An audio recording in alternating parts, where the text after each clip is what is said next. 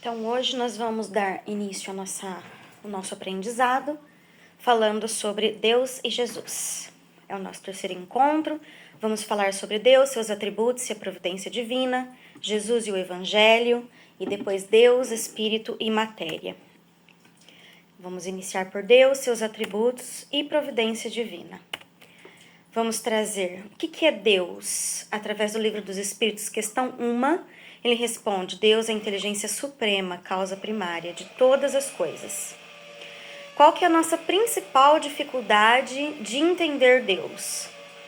O nosso limite, né? Nós somos a criação. Como é que a criação vai entender o Criador? Então, os nossos limites não nos permitem chegar a entendimento e compreensão de quem nos criou, do que nos criou, né? Estamos para Deus, talvez, numa analogia bem simplória, como um bebê está para um pai. O bebê, ele não entende o porquê da troca de fralda. Ele vai se sentir razoavelmente mal por estar com a fralda suja, estar com fome, ele chora, mas ele não entende aqueles cuidados, ele não entende tudo que é feito à sua volta, a forma com que é feito pelos pais. Ele não consegue compreender os pais. E os pais nem são o criador em si do bebê, né? Os pais são o veículo do criador para trazer o bebê. Então, nós, para compreensão e entendimento de Deus, estamos mais longe ainda do que o entendimento e a compreensão do bebê para com o pai.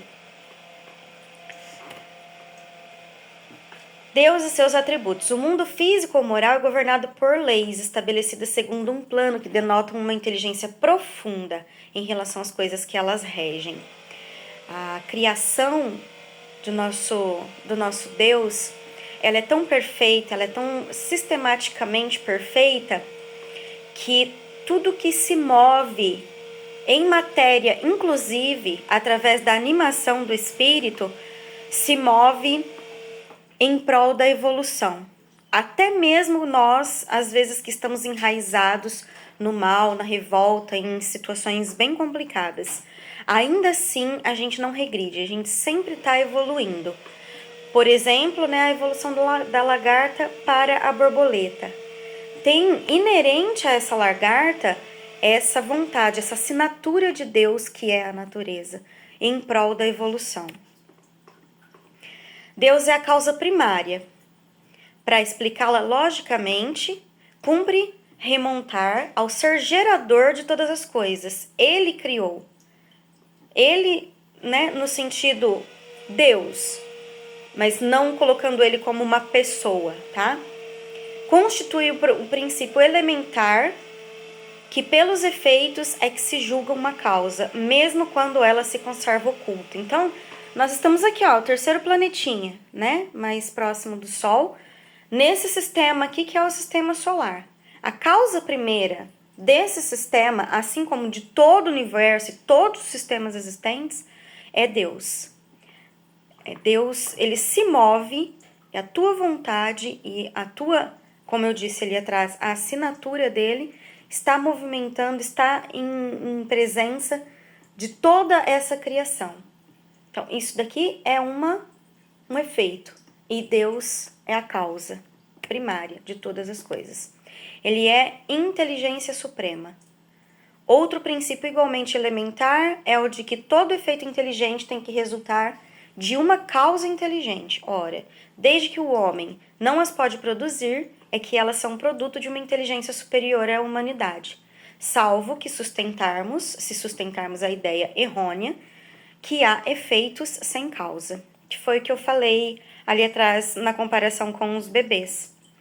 Como é que nós podemos entender o nosso Criador? O bebê não entende o pai, que é só o veículo para com que o bebê chegue até... Ele é o portal, o pai, a mãe é o portal, são os portais para um ser, né, um bebê chegar ao mundo.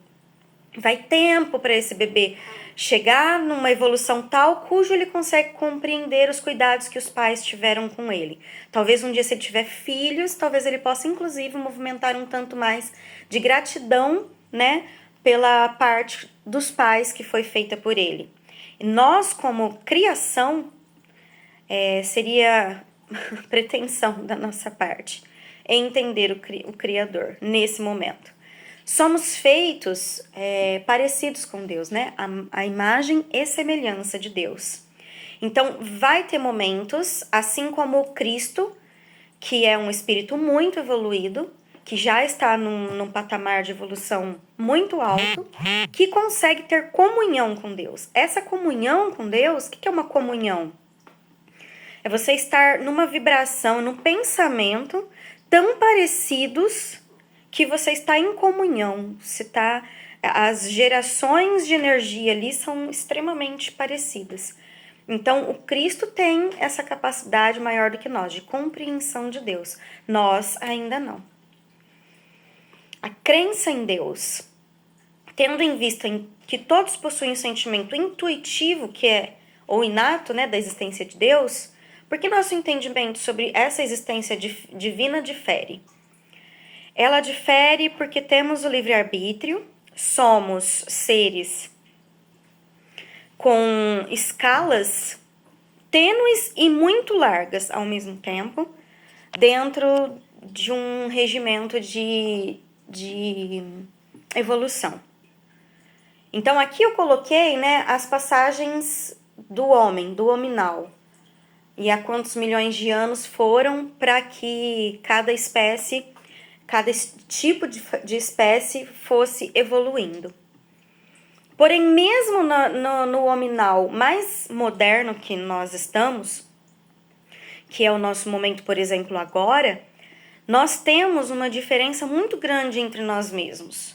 Embora estejamos todos no mesmo barco, num planeta de expiação, a nossa busca é o que difere a nossa evolução uns dos outros. E desde lá dos nossos primórdios, era inerente já, né, a sensação de há algo maior. O que eu estou fazendo aqui? O que eu sou? E aí, desde esses primórdios, o homem já via o sol, a lua, o eclipse, pessoas, né, no caso deuses, com forças e poderes diferenciados. E todos esses deuses emanavam no homem a sensação de um poder maior do que o dele. Era uma situação de confiança em deuses com poderes maiores, com poderes diferenciados do ser humano natural, e que movia o homem no sentido de tem coisa maior do que eu, tem algo maior do que eu. Era a capacidade que se tinha nessa época. Qual a importância da crença em Deus para o progresso moral dos indivíduos e, em consequência, para a evolução da humanidade?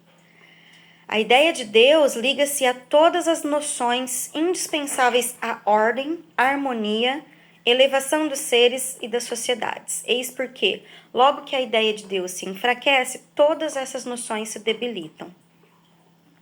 Desde aqui, o homem já buscava um norte, o homem já buscava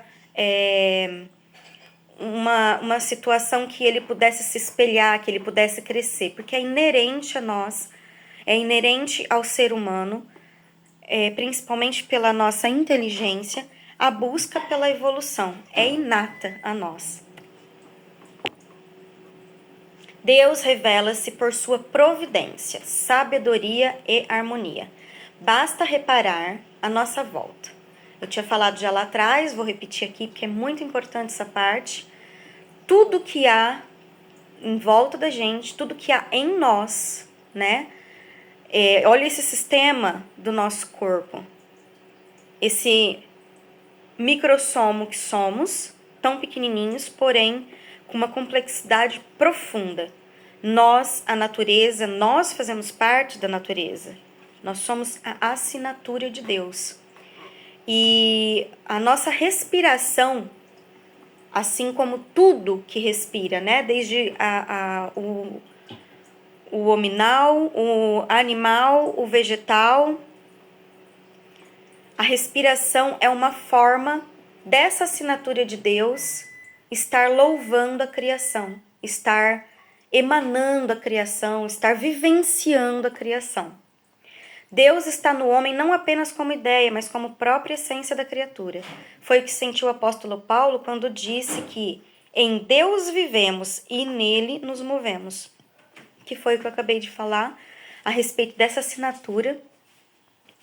Sermos nós vivendo, sermos nós presenciando a possibilidade da vida. Eu não penso para que o meu coração bata e volva, né, sangue para o meu corpo todo. Ressalvo alguém que tem um problema de coração em si, que muitas vezes nós vamos estudar isso em outros momentos, nessa situação de doenças, de situações que a gente vem com situações de doenças na vida, que são situações que nos permitem evoluir. São situações que nós escolhemos e ajudamos a planejar enquanto lá na erraticidade, para a gente poder passar aqui. Mas o que eu tô querendo trazer aqui eu não penso e o meu coração bate e libera sangue para o meu corpo inteiro. Essa é a assinatura de Deus se manifestando em mim. Essa é o movimento de Deus em mim, em nós. Deus é eterno, imutável, imaterial, único, onipotente, soberanamente justo e bom. Está lá no Livro dos Espíritos, na introdução, item 6.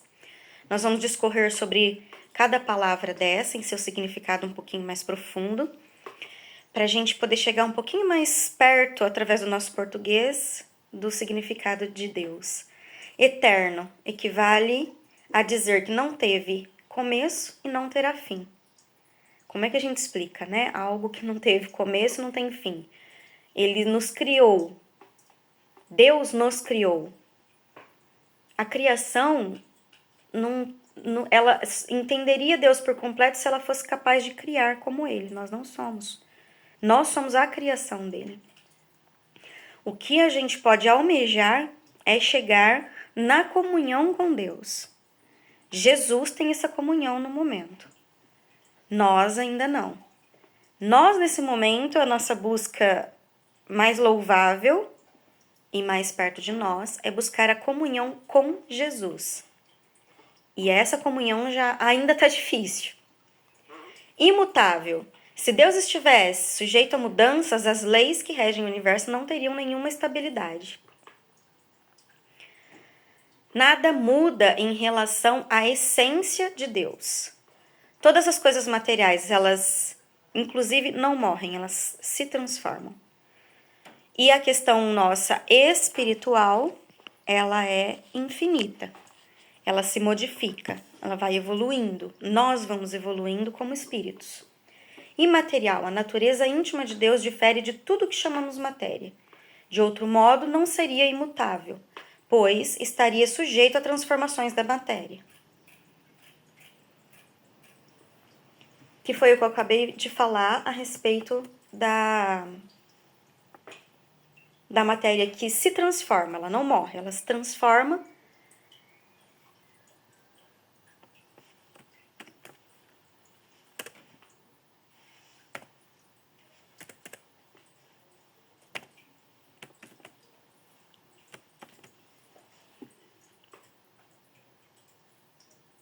Porém, Deus, não, ele é imutável, imaterial. Único, consequência do fato de serem infinitas as suas perfeições. Não poderia existir outro Deus, ressalvo, se igualmente infinito em todas as coisas, que falei já anteriormente, né?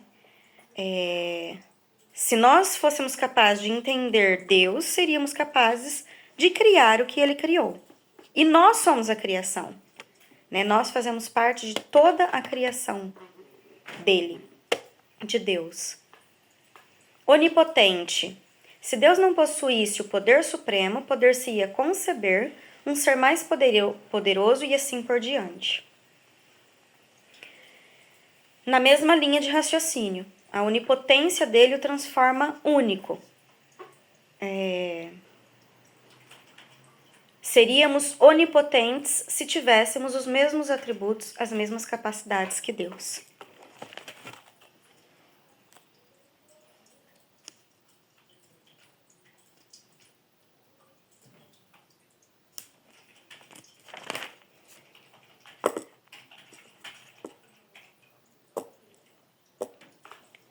aqui nesse referente ao slide 13 e 14, vou fazer uma analogia para a gente poder, inclusive, chegar um pouquinho mais perto ainda, aprofundar um pouquinho mais sobre a tentativa do entendimento de Deus dentro da nossa grande limitação.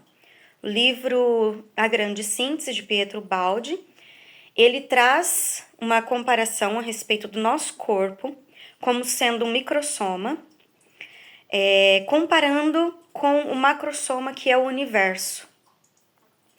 E aí nós vamos analisar o nosso corpo. Esse corpo aqui, num exemplo mais profundo, mais peculiar, o nosso olho.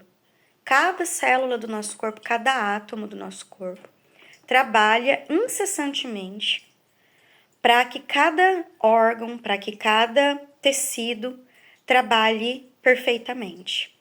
E o nosso corpo é extremamente complexo.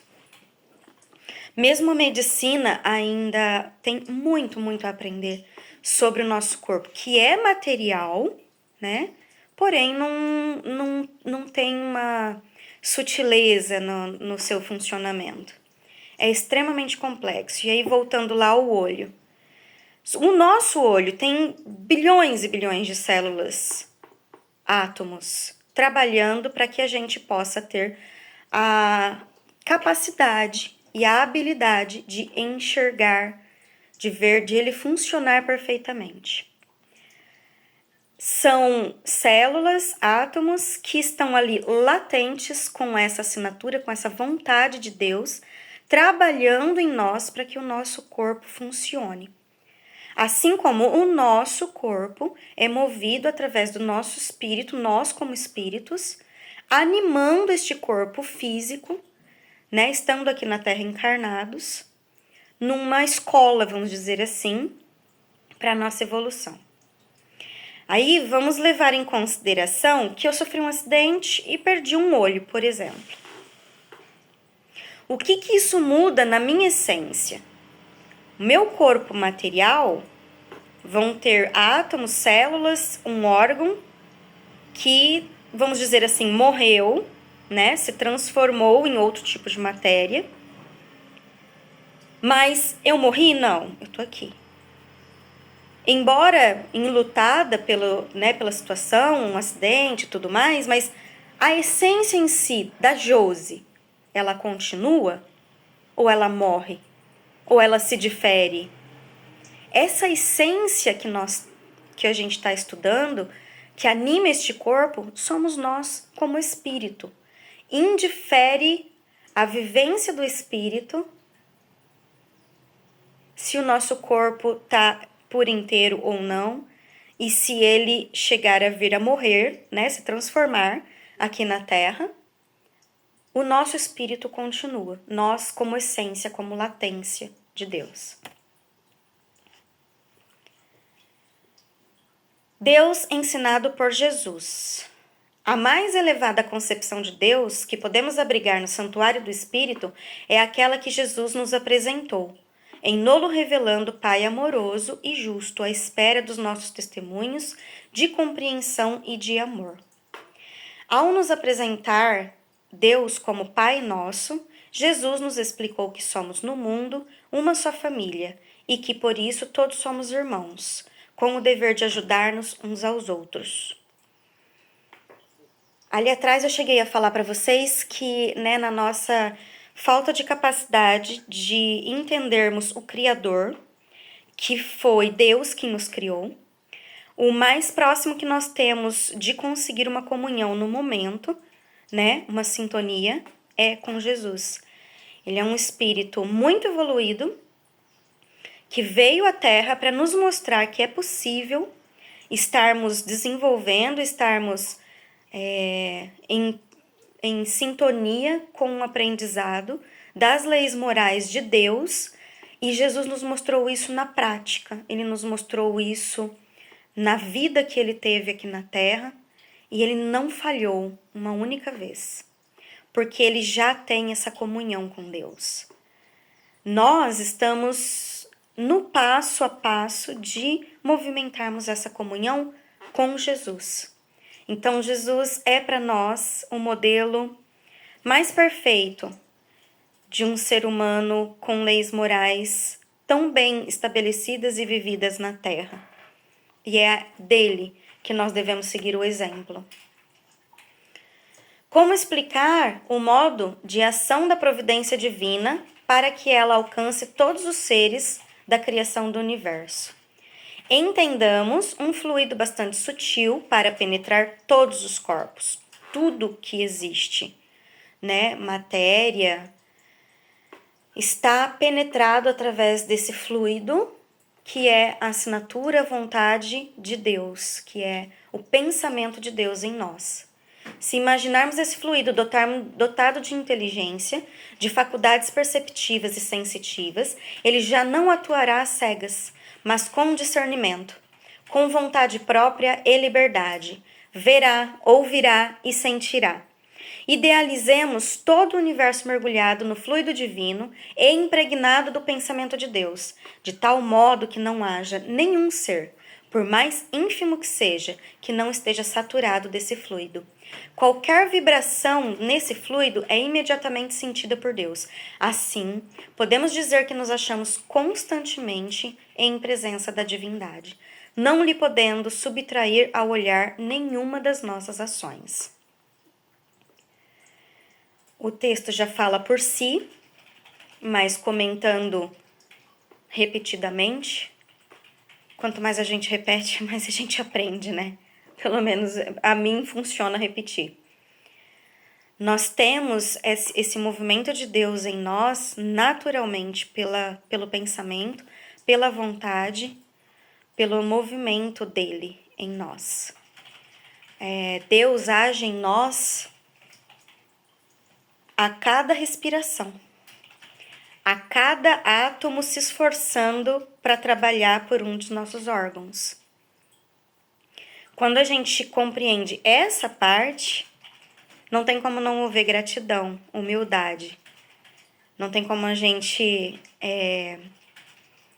olhar de uma forma mais consciente a respeito da criação em nós. As criações estão basicamente em tudo que engloba os 3 reinos aqui da Terra, que são o reino mineral, vegetal e o animal hominal. E desde lá das pedras, denominamos tudo e quanto há de matéria impregnado pelo fluido de Deus,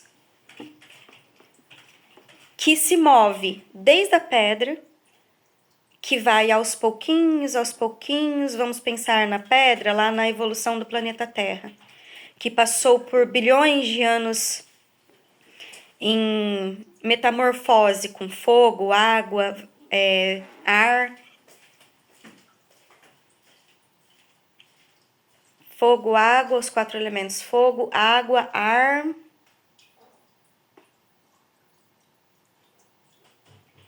e terra.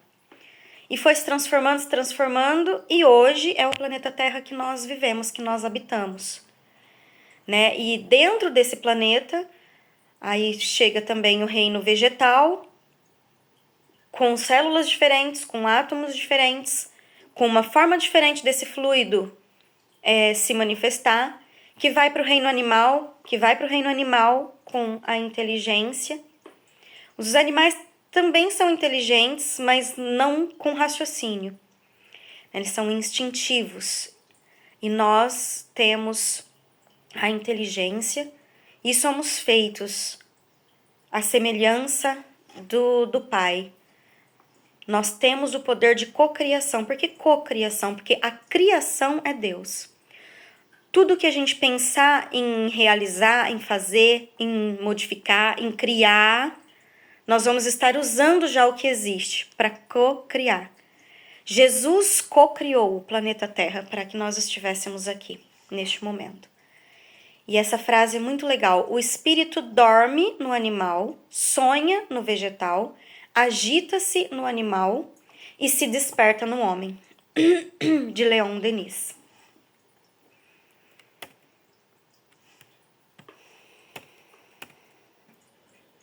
Então, Deus cria o provimento, os meios, as leis divinas, as regras. Nós estamos como ser que tem um certo livre-arbítrio, né? Estamos, vamos dizer, num cercadinho. Sabe o cercadinho de bebê que a gente coloca o bebê lá, que ele tem um certo livre-arbítrio dentro daquele cercadinho. Nós estamos com um livre-arbítrio dentro do nosso cercadinho, que é a Terra. A gente precisa começar a usar melhor esse cercadinho, né? E aí, através desse livre-arbítrio, o mau uso dele nos leva à infelicidade e o bom uso à felicidade. A felicidade não é deste mundo, né? A gente já ouviu falar isso, aí é biblicamente falado. Porém, a felicidade que nós possamos alcançar neste mundo, ela está inerente à disciplina de nos movimentarmos em prol do bem. Nós já começamos a falar sobre Jesus, mas agora nós vamos aprofundar um pouquinho em Jesus e o Evangelho. E lá, na época que Jesus viveu aqui na Terra, ele nos deixou grandes ensinamentos, ele nos deixou um legado cujo, por mais que seja difícil da gente alcançar nele no seu 100%, nós somos extremamente capazes. E Jesus se esforçou, inclusive, muitos e muitos anos para conseguir chegar a um momento que ele conseguisse reencarnar. O espírito dele era tão depurado, tão evoluído, que para encarnar ele precisou de um esforço muito grande, por muitos anos. Tem citações, leituras que dizem até beirando a 1000 anos, para que ele pudesse estar aqui. Os espíritos superiores asseveram que o tipo mais perfeito que Deus ofereceu ao homem para lhe servir de modelo e guia é Jesus. Livro dos Espíritos, questão 625. Jesus representa o tipo da perfeição moral a que a humanidade pode aspirar na Terra. Deus nolo oferece como o mais perfeito modelo, e a doutrina que ensinou é a mais pura expressão da lei.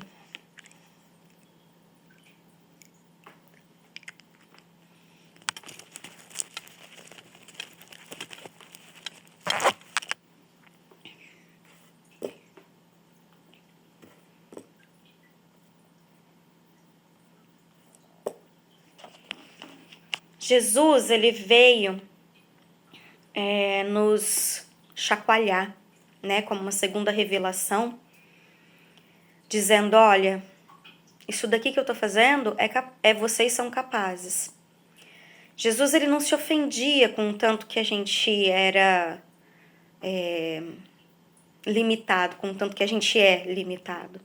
Assim como nós, pelo menos deveríamos todos, né, não nos ofender com um bebê que faz as necessidades nas calças, né? O que a gente vai fazer? A gente vai ajudar esse bebê, a gente vai trocar, a gente vai limpar, a gente vai ensinar a comer, a gente vai oferecer, pelo menos, né, seria o esperado de todos os pais, a gente sabe que não é assim, porém, o correto seria que a gente pudesse dar a esse bebê uma oferta de recepção da sua limitação, nos dispondo a ensiná-lo, a seguir, a aprender, a chegar no momento do desfraude, a comer.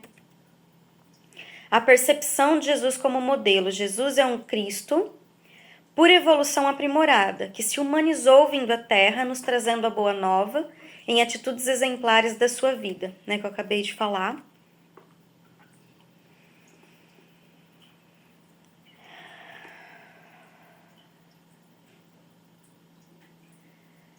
A mansidão e humildade, vinde a mim, todos os que estáis cansados e oprimidos, e eu vos aliviarei.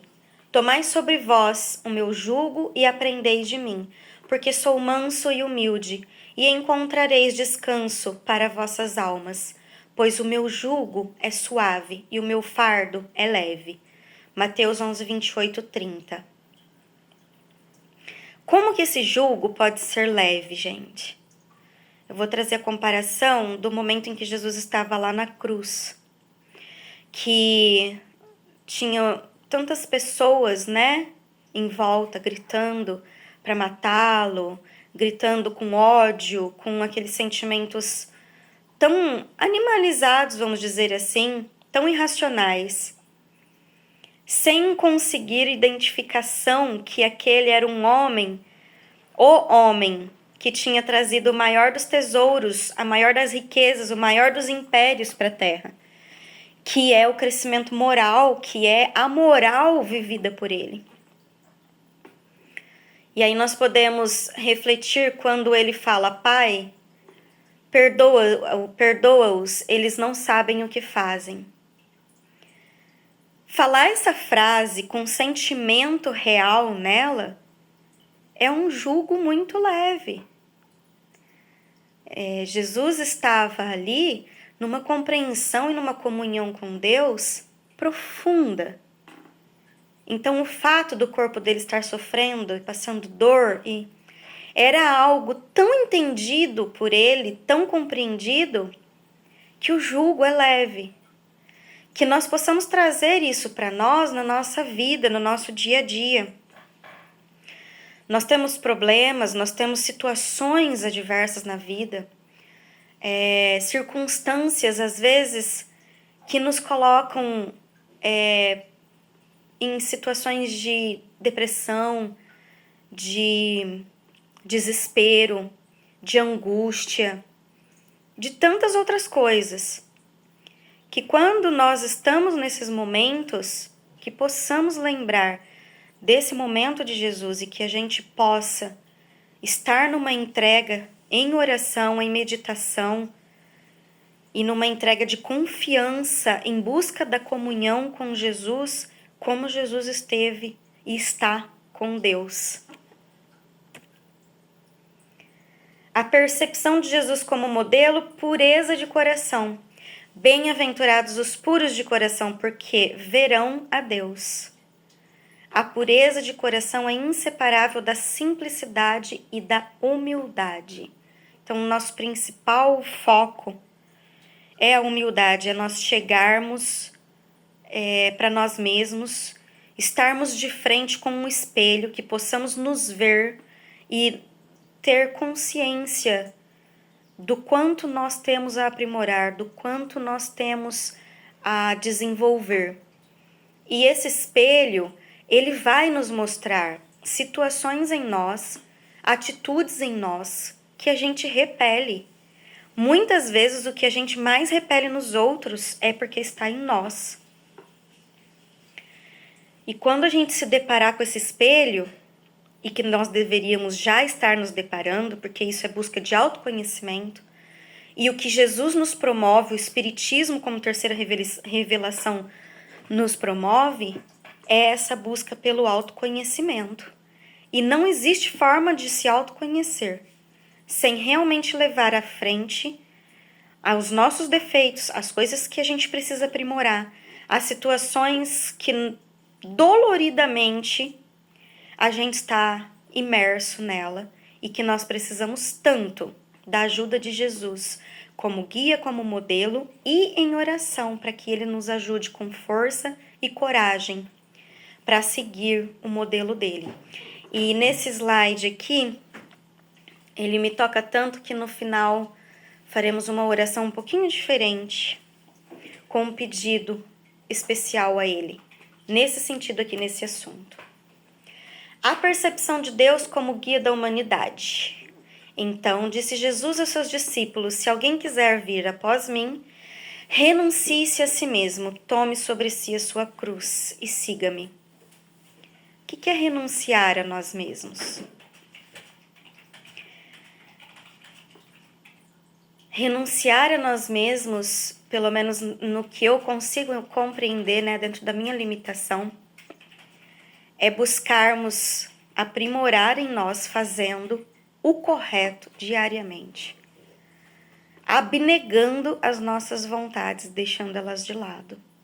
As nossas vontades, elas são instintivas, Nós estamos num caminho ainda, por mais que somos inteligentes, somos seres capazes de pensar, nós estamos ainda muito enraizados na animalização.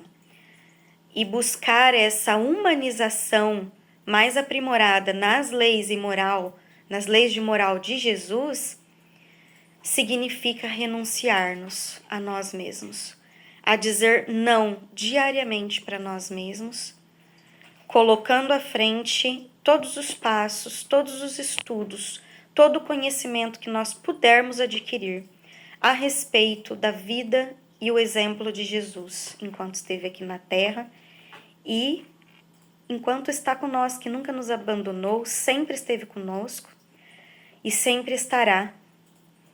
Ele nos conhece mais do que a nós mesmos. Bem-aventurados os mansos, porque herdarão a terra. Mateus 5,5. A Terra é um planeta de expiação. Veremos em outros momentos aí que há planetas, né, mais primitivos que a Terra, e veremos em outros momentos, em outras aulas, que há planetas mais evoluídos. Haverá momentos que não precisaremos mais estar no corpo material para conseguir em si evoluir. Por enquanto necessitamos. Terá momentos em que estaremos em mundos espirituais, os chamados mundos felizes, inclusive.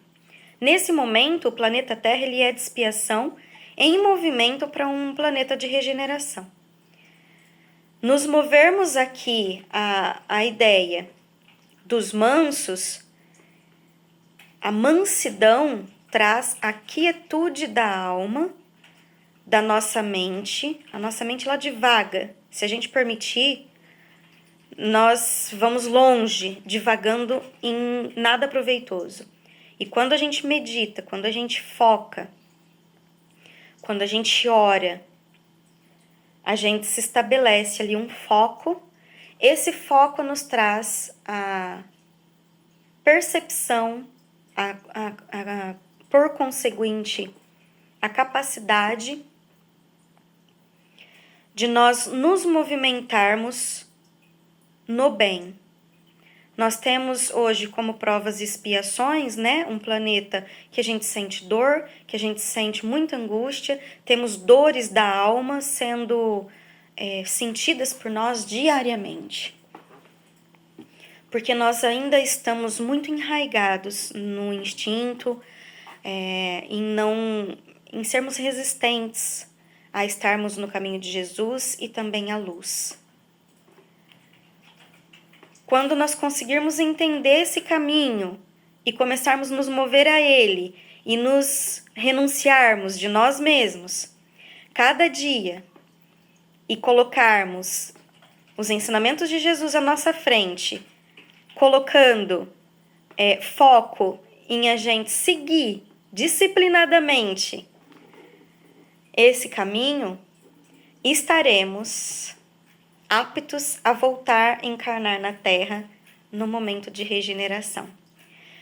Esse momento que nós estamos é de grande transformação. Nós precisamos nos mover no bem. Nós estamos num momento de uma massa, né, uma grande quantidade, em maioria, podemos dizer, dos humanos muito alienados. A tecnologia que deveria ser usada em prol do nosso desenvolvimento, ela está sendo usada de forma inconsequente, de forma não boa, de forma a deixar grande parte dos humanos muito alienados. E é um dó, porque aí, nesse momento de regeneração, somente os mansos herdarão a terra. Bases da doutrina ensinada por Jesus. Não podendo amar a Deus sem praticar a caridade para com o próximo, todos os deveres do homem se encontram resumidos nesta máxima: fora da caridade não há salvação. Allan Kardec traz, oportunamente esse assunto para a gente através da terceira revelação. E Jesus já trouxe na segunda revelação mais aprimorado do que na primeira revelação, que foi Moisés. A caridade, ela não é ir ali dar uma cesta básica e colocar no Instagram que você está dando a cesta básica. Ela não é... Aqui está dizendo, ó, né? Jesus vai colocar vários exemplos aqui pra gente do que devemos e não devemos fazer, mas a caridade está muito mais ligada ao sentimento, o que você fazer pelo outro, seja doando algo físico, seja doando dinheiro, coisas materiais, seja dando uma palavra, seja dando uma oração, mas que você possa se movimentar, nós possamos nos movimentar na vontade profunda de fazer aquilo querendo realmente o bem do próximo. E quando nos movimentamos nessa situação, dessa maneira, nós estamos chegando um pouquinho mais perto de estarmos em comunhão com Jesus. Jesus veio dar o verdadeiro sentido à lei mosaica, né? A primeira revelação foi Moisés. Ele não veio mudar as coisas, ele veio cumprir e aprimorar, uma vez que nós, como seres humanos, em cada período, temos capacidades diferentes de entender e de interpretar, tanto que Jesus falava tanto em parábolas. Ouvistes o que foi dito, olho por olho, dente por dente. Eu, porém, vos digo, não resistais ao homem mau. Se alguém te bater de um lado da face, dê o outro. Amarás ao teu próximo e odiarás ao teu inimigo. E Jesus diz, não odiarás o teu inimigo. Orarás por ele. Orarás pelos que te perseguem. E amai aos vossos inimigos. Essa situação aqui de inimigo, aqui a gente tem muito instintivamente a ideia de sempre olhar o inimigo como sendo o outro, alguém, né? O nosso pior inimigo somos nós. Não existe mais complicado inimigo do que nós mesmos. Ouvistes que foi dito aos antigos, não matarás. Né? Lá há 2.000 anos atrás, 2.500 anos atrás, na época de Moisés, esse mandamento foi necessário. Porque lá era algo que se era comum, infelizmente. São as nossas etapas de evolução acontecendo. Eu, porém, vos digo, todo aquele que se encolerizar contra o teu irmão terá que responder ao tribunal. Esse tribunal, ele não é aquele tribunal daquele Deus, daquele Jesus, né? De acordo com o que a nossa concepção quiser entender, que vai lá bater o martelinho pra gente. Esse tribunal somos nós. Quando nós estamos encarnados, nós já estamos principalmente num planeta de expiação, nós estamos expiando, estamos resgatando coisas de várias encarnações. E aqui nós estamos aprendendo, através da nossa melhor encarnação, que é esta, sempre a última encarnação é a melhor, que nós devemos olhar para nós mesmos e para o outro com o mesmo amor e colocar o de Deus acima de todos. Quando deres esmolas, não venha trombetear, que foi aquilo que eu falei da cesta básica, né? Tem um monte de gente que faz grandes movimentos e aí é um influencer, né? Nada contra. Não deixe de ser uma caridade. Tá matando a fome física de alguém. Porém, a questão com a caridade real, ela tá intrínseca ao espírito e ao nosso sentimento, voltado ao nosso pensamento para o bem e na vontade realmente do bem. A satisfação na verdadeira caridade, ela é diferente da caridade puramente física. Nas nossas orações, não useis palavras vãs, repetitivas. Nesse aspecto, É muito lindo, né, usarmos as palavras que nós temos no nosso dicionário aí português. Eu acho lindíssimo usar palavras lindas, bonitas, inspiradoras. Eu mesma gosto muito de procurar uma palavra nova que eu não sei o significado e tentar colocar aquela palavra no meu repertório diário.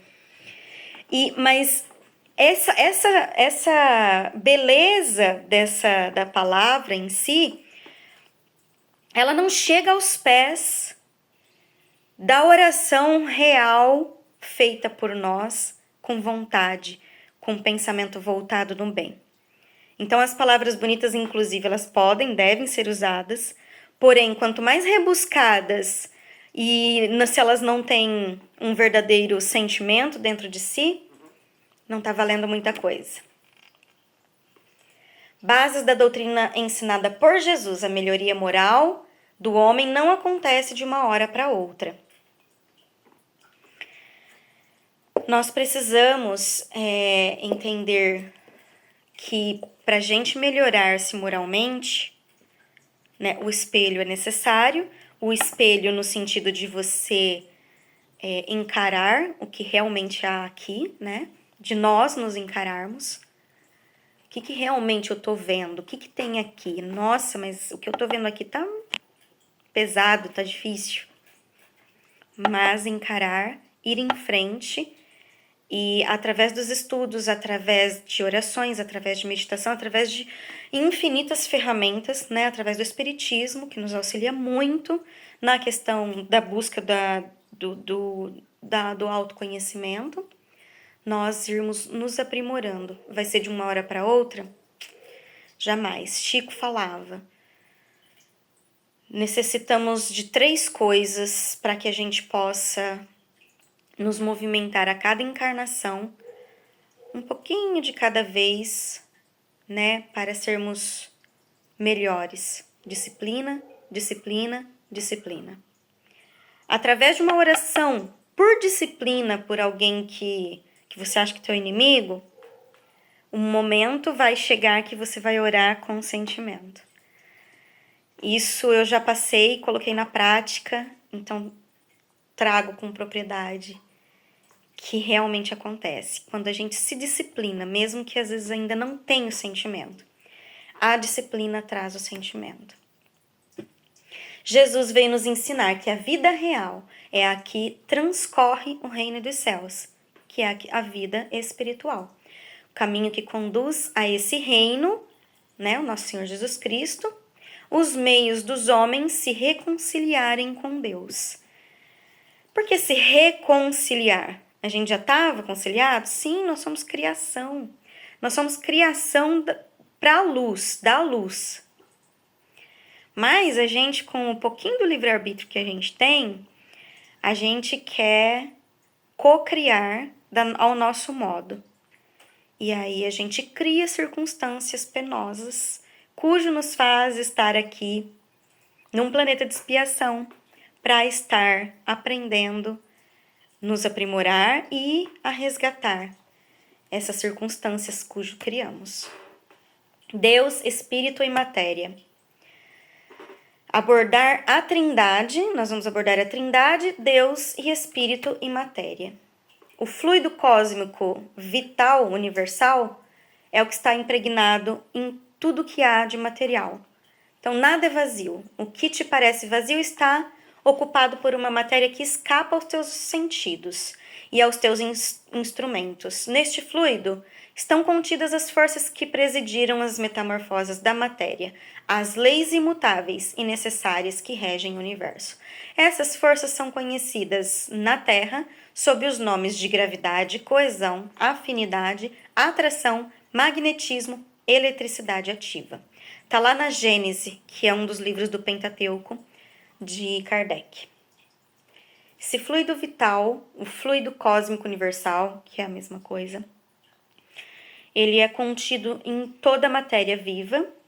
Nós vamos falar sobre ela através do Roth, na aula 7, um pouquinho mais profundo.